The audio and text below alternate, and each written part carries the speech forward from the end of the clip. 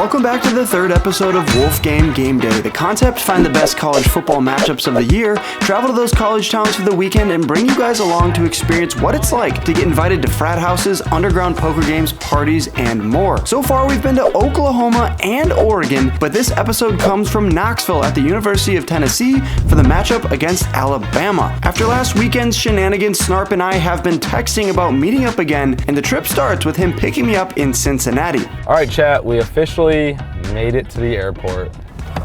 Uber pickup? Yeah, Uber for Wolfgang. What's up, buddy? There's a lot of comments that were saying Wolfgang, or basically this is the collab you guys never knew you wanted, so. We make the 4-hour drive to Knoxville and check into the hotel, trying to figure out what the next move is. We officially arrived in Knoxville. We're about to go to the rooftop bar first. Cheers, brother. Cheers, chat.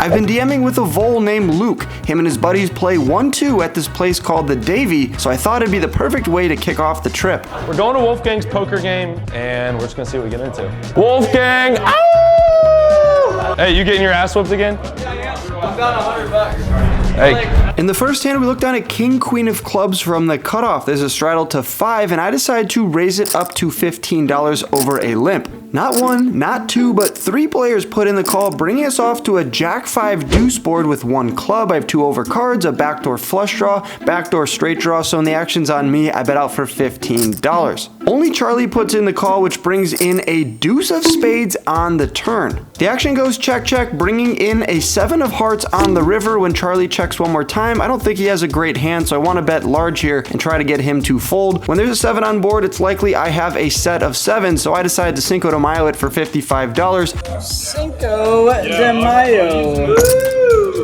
Charlie tanks, but ultimately calls with Jack 9 offsuit, so a pretty good hand there. He definitely can't fold. And look at me giving back to the Knoxville economy right away here with a $200 pot over to Charlie.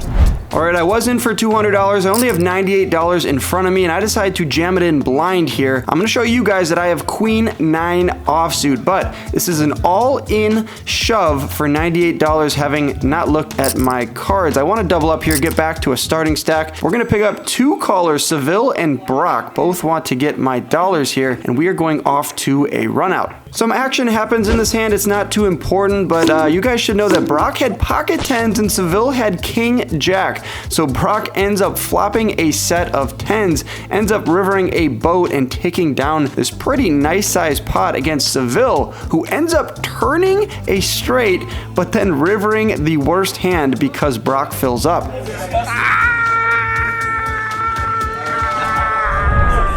All right, I rebuy for another $200. Look down at King 10 offsuit. There's a jam for $6, a few calls, actions over to me, but I don't have $200 in front of me because I've been dicking around and giving some of my money away in dumb hands. So we have $138 in front of us, and I decide to jam it all in. Everyone folds except for Sutton, who was already all in for $6. We're gonna play a massive pot here, $25, King 10 versus Jack 5 offsuit. The flop is no good for Sutton. The turn, though, gives him a pair, but no bueno. I have the absolute nuts here. He can't win the hand, and the river card comes the King of Hearts. So we finally win a hand here at the Davy, but it's only $25, which means we are still stuck pretty big on the session. All right, last hand of the session here. There's a raise to $6. I look down at the Ducks. We're not in Oregon anymore, but we pick up pocket deuces here, and I decide to call the $6 raise. Well, we're gonna have to play for more money here. When there's another raise to 12, the player on my right calls. I decide to call here, looking to set mine, and that's exactly what happens on a 6-3 deuce board. Bang, we flop bottom set. Charlie leads out for $30, and that's $30 he'll probably never see again, unless of course he has a hand like 4, 5, pocket 6s, or 3s. I decide to call, trying to bring in the third player, but he wisely folds. Off of the turn we go, which comes the 8 of clubs. Charlie now slows down and checks, and I'm definitely not checking this behind. I decide to bet out small here for $25, hoping this induces him to put in a raise, but instead he just calls, which brings in the 4 of diamonds on the river, connects the board even further in case he had a hand like ace 5 suited or 6-5 or something like that. Now we are in trouble. $149 in the middle, and a little bit of table talk develops. How much to get you to fold? You can go all in if you want. You need to fold? No. When you have a set, you can't be scared of monsters in the closet. I decided to jam it all in for $86, and we get snap called by Charlie, who is a non-believer, with 6-7 of clubs. We had a pair on the flop, ends up turning a flush draw, but I got the bigger one here, $321. Let's go. Oh, what happened? Even though we took Charlie down in that pretty big pot, we're still stuck on the session. I want to keep playing poker, but Snarp's getting antsy behind me. He has a few places he wants to go tonight. There's no cage, but we end up cashing out what chips we have left. What time are we going there? Whatever you want, yeah. It's up to you. I'm waiting on you. But tell him how you did. You say you're good, but he lost like 18 bucks. $118. Wait, 118? I think you bought in 300. That's like half their tuition. After leaving the Davy, we arrive at the frat house with Snarp, who immediately gets pressed by some random guys, and Donnie, his bodyguard, steps in to handle business. I'm gonna you up, bro. You're gonna I'm not fuck me? Wait, I'm gonna I think he said that. I think it's the fight. Bevo, you were drunk, bro. Watch out. Yeah, you're drunk. You're drunk. Oh, shit. Oh, What is going on? Oh, hey, chill, Isaac, chill. With Donnie handling business, we make our way inside, and Snarp immediately gets noticed.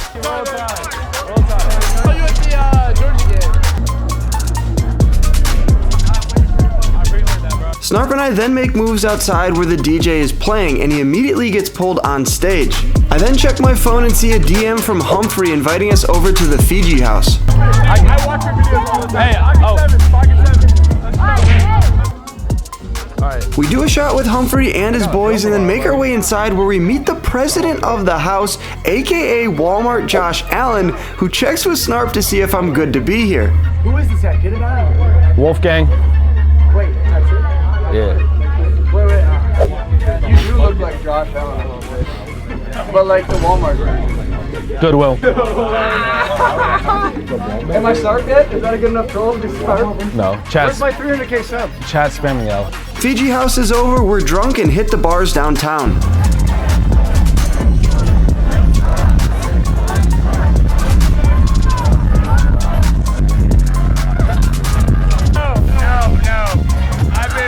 I'm a senior now. I've been in a bunch for like 3 years. At this point, it's like 3 in the morning. Game day is tomorrow, so we call it a night. Saturday's game day, and we head over to the stadium to troll the fans with Snarp. Quick throwback to last year where we came for the exact same matchup versus Bama and ended up on the field. That's still my all-time favorite game I've ever been to. Let's see if the same thing happens this week. I end up sneaking into the game using a screenshot from a subscriber I met outside the stadium, and then find my way over to Carson and Andrew's section. The game was insane. The Vols end up winning 24-17, and of course, anytime you beat Alabama, you gotta storm the field, making it back-to-back weeks that I've been on a college football field. A tradition in this rivalry is the winning team smokes some cigars, so of course I get in on the action. We then meet back up with Snarp at his apartment to figure out the plan for the rest of the night. We're about to go out tonight, just have some fun, but we are here with Wolfie again. This guy's the coolest guy on campus right now, and he knows it. I'm literally like the When he steps out, everyone flocks to him. Like, I'm him. We roll to his second bar where Snarp has to explain to a confused chick outside what Wolfgang means. Now go. No. Wolfgang. No, I'm Wolfgang. What's Snarp? Sunday rolls around and it's time for poker. We got 2 games on the agenda before heading out of town. I got hit up by Brayden on Instagram to slide through to his apartment game and play some 50 cent a dollar. It's the biggest game they've ever run, so I decided to throw in a Wolfgang poker hat, link in the description, as a rebate to Brayden for one of the pots I knew I wasn't losing. Sound like I've been getting like wieners stuck on my throat. Jack raises it up to 3.5 and 4 players put in the call. So we are going 5 ways to the flop here with Jack 4 of clubs, and the flop comes King 6-4 with 1 club. The action checks through on the flop, giving me a flush draw on the turn with the 3 of clubs, and I decide to fire out for $5.50. I will say this is a first for me. I've never bet $5.50. I point out to the table that this is the first ever Cinco de Mayo that I've done of this bet size, $5.50, and it's not $550, of course. Logan puts in the call, and Jack across the table raises it up to $15. James now calls the $15. Interesting interesting action here. I decide to call with my flush draw and pair, and Logan calls as well. So pretty good action here at Brayden's room, and the river card, will it help us? Absolutely not. It comes the deuce of diamonds, and we're left with just Jack 4 having third pair on this board. When Logan fires out for $15, all of us fold. I muck my cards face down, and he ends up showing us the 5 of spades for a straight. All right, speaking of a 5, we pick up 2 of them for ourselves, and Jack raises it up to $4. Logan puts in the call, I call, and Brayden now raises it up to $10. That's going to get 3 calls from the table off to a flop extremely multi-way, which comes 9-3 deuce rainbow. The flop checks around once again, bringing in the 4 of clubs on the turn, giving me an open-ended straight draw. Brayden bets out for $5 and Logan puts in the call. I decide to call, and the river card comes the 3 of spades, leaving me with 2 pair 5s and 3s. Would have much preferred an ace or a 6. So when Brayden bets out for $10, action's on me, and I'm in a tough spot. Well, I don't really think it's too tough of a spot. I have a pair of 5s, I beat some bluffs, and if I'm wrong, well, I'm giving money to the host of the game. He was nice enough to invite us out to this game, so I decided to put in the call, but it looks like we are going to take this one down when he mucks his cards face down. So he went for the bluff. It didn't work out. I tried to give him some money, but instead $76 are coming over my way.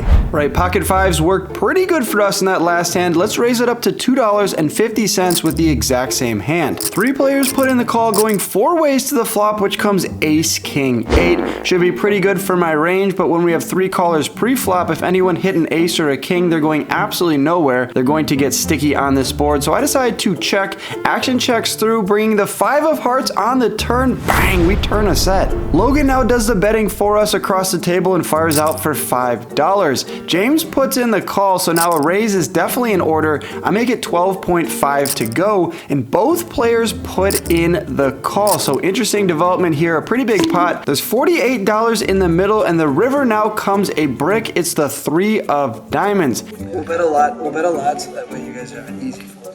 After I put $20 in the middle, both opponents find the fold. Kind of relieved that they did, because I was going to be pretty ashamed to turn over pocket 5s and take down a massive pot in this game. I'm happy with $68. I don't need to bloat it up anymore. Let's move on to the last hand of this session, where I raise it up to $2.50 with 10-7 of spades. Tie 3 bets me to $8. I put in the call. Off to a flop we go, which gives us 2 pair on a 10-8-7 1 spade board. When he bets out for $5, I put in the call. The turn now gives me a flush draw to go along with my 2 pair. It's the 5 of spades, and Ty fires out for $12. I decide to call once more, and the 9 of clubs peels off on the river. Ty goes for 3 streets of value now when he fires out into the $47 pot for a bet of $35. It's a really strong line. Did I just cooler a hand like queens, kings, or aces, or am I now losing to a hand that has a jack or a 6 in it? I'm not sure the type of player Ty is. Maybe he does this with a set as well, but I gotta put the money in the middle when I make 2 pairs. So after a little bit of thinking about it,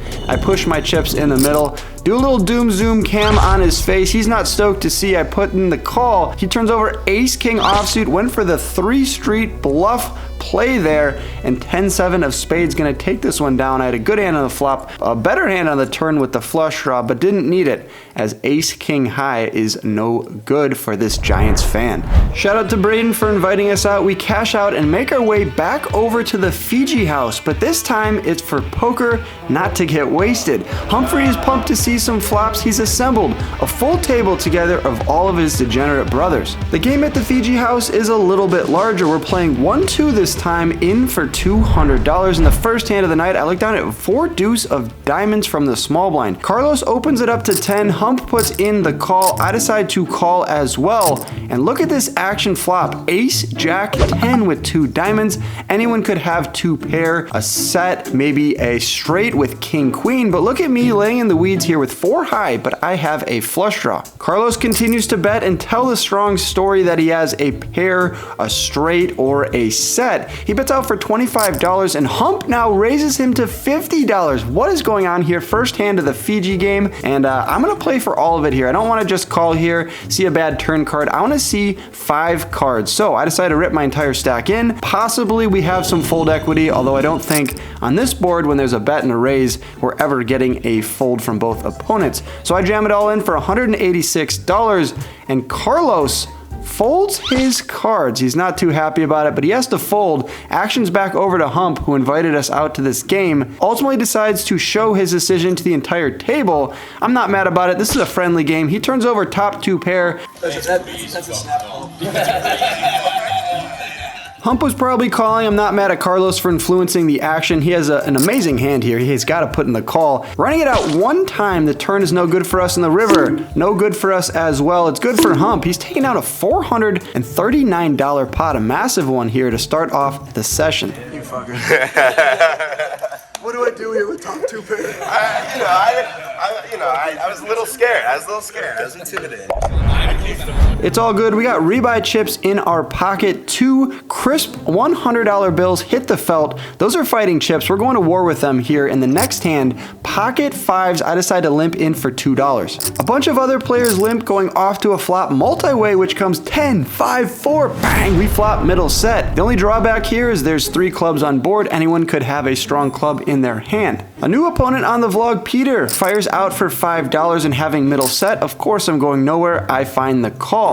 When the turn comes the queen of clubs, Peter slows down and checks. I decide to bet out for $12. I'm trying to protect my hand against king of clubs, ace of club type hands. Additionally, he could have a hand like jack 10 and he's probably going to call a bet here. Or maybe a hand like king queen would also call with a club in it. So $12 is the bet. Peter calls and the river is the nut low. It comes a 7 of clubs. We're losing to a ton of hands now and our set of 5s is severely downgraded. So when we see Peter reaching for chips, that's not what we want to see. He tosses in $30 and immediately I hate my life. Even though we have a set, this is a very bad hand, so I make a pretty easy fold in my opinion. We don't see what Peter has. Turns out he's a solid player here at the FIJI House, not giving away any free information.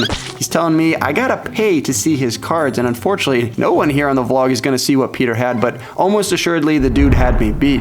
All right, let's pick up a much better hand. Pocket kings here, the Cowboys, but we're in Tennessee. I make it $6 to go. Matthew on my left raises it up to $15, which clears out all of his brothers. The action's back over to me, but Matthew, when you make it $15 and open the action, this is what happens. The new price of poker is $45 and Matthew doesn't look stoked. But after thinking about it for a little while, he puts in the call. Off to a flop we go, which comes 9-5-3 with 2 hearts. Hopefully he wasn't debating calling their pre-flop with a hand like pocket 9s or a hand that had a flush draw like ace 4 of hearts, ace deuce of hearts. Still, there's $93 in the middle. I go for a little C bet here, a down bet at that. $30 is the price of poker, and Matthew can't hold on. So that's the last hand here at the FIJI House. Shout out to Hum for inviting us over to the house earlier for some drinks, and then back over to the house to play some poker. I ended up losing $113 at the Davy Game. I made $90 though at Brayden's room, and then lost $210 to the brothers of FIJI. That brings my 3-game grand total to a $233 donation to the University of Tennessee campus. I'm now 3 for 3 donating back to universities here on this series.